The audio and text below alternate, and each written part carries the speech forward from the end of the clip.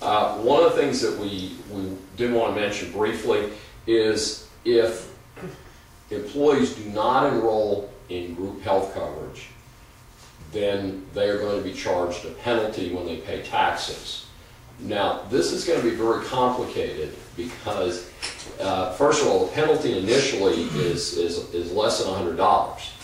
And obviously it costs a lot more than that to be in a group. You know, your share, the employee share of group health premium is going to be a lot less than that, a lot more than $100. But it's supposed to go up to $700. I still think that many employees are going to need to pay that, at least that much money with the current high cost of health insurance. And I see absolutely nothing that is going to reduce the cost of health insurance.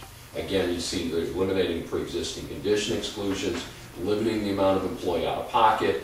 They're, in an earlier seminar we talked about, we gave a long list of over a dozen procedures that are now considered part of your non-deductible part of your plan.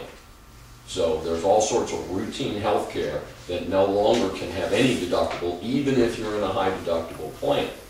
So while employees out there think, gee, you know, it's Candyland, I've got all these great things, I don't have to pay a copay when I go to have my, you know, my semi-annual colonoscopy or well baby or whatever. The reality is these things had a copay as recently as a year or two ago, and that money has to be absorbed into the insurance system. So I don't see any way mechanically, and again, I'm not a big financial whiz, that we can make health insurance less expensive while providing all of these additional services with no deductible. Also, without the deductible, frankly, that provides an incentive for people to use the services, which in one way may be good. You have people going to have preventive care and diagnostic care up front rather than waiting until they're really sick. So it could have some positive value, but I don't see how it's going to reduce the cost of health insurance at all.